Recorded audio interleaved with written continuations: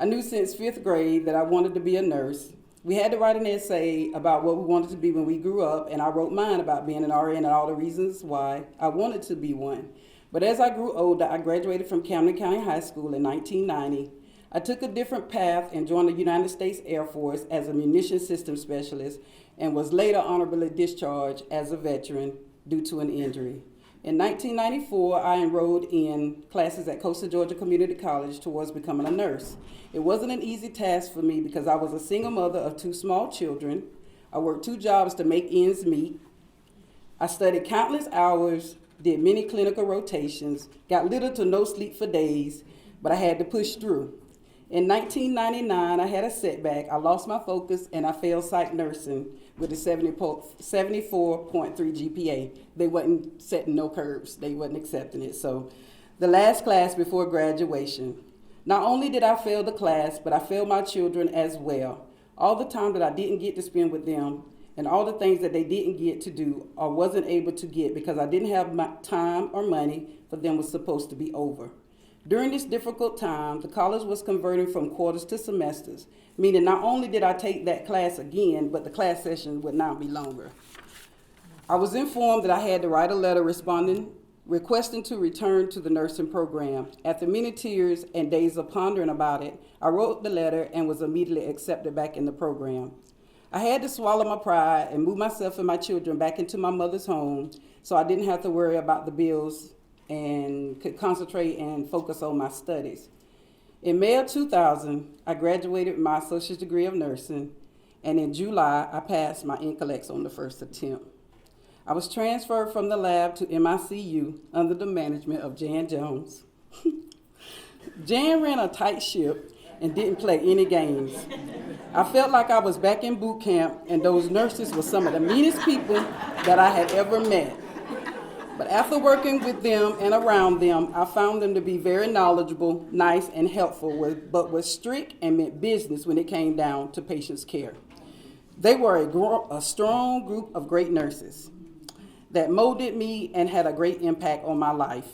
They taught me many skills, and they prepared me so that when I left the nest, I would be able to fly on my own.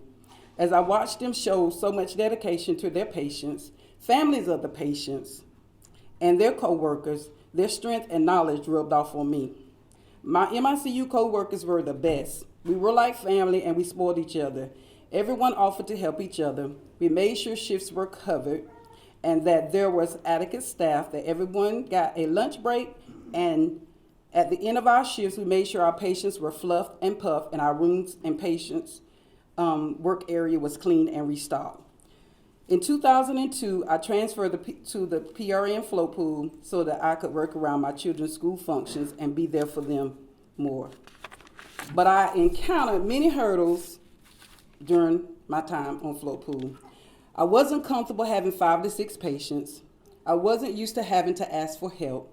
I wasn't used to not eating lunch, and I didn't know what it was like to get off late after every shift. And no matter what unit or floor I floated to, I always seemed to get the patients that nobody wanted.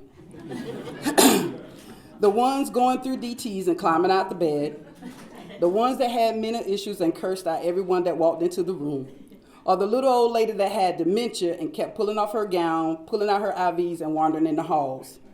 So needless to say, while on the float pool, I became frustrated, shed many tears, missed many lunch breaks, and went home late every day that I was scheduled.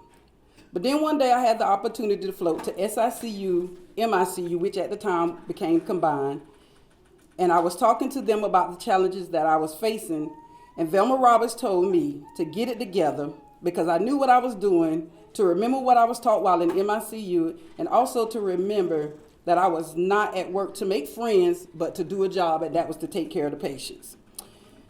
And that my skills could also be a help to help another nurse save a life.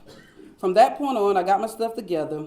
I got my time management or organization skills together, and my shift started to flow better. I managed to get off on time.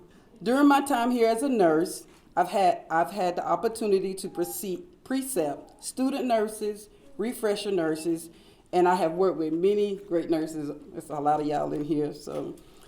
But nursing is my passion, and I love what I do. We as nurses are the hearts of patient care. We work long hours, the work is hard, and at times the work is thankless. Our intelligence and skills are often challenged. We have moments when we question our own abilities and our sanity, but we continue to rise up in the morning to make sure someone's mother get the medicines that she needs to live. We work all day to save the lives of strangers. We make our family members wait for dinner until we know that other families are taken care of. We miss out on spending weekends and holidays with our families because people don't just get sick Monday through Friday. Our strength as a nurse is not determined by one grade, one shift, or one job. It's an ongoing journey of learning honor, humility, and a chance to make even the smallest difference in the lives of our patients. I would like to thank my family for the many sacrifices that they have made. Thank you for sharing me with the community, and thank you for your continuous encouragement, love, and support.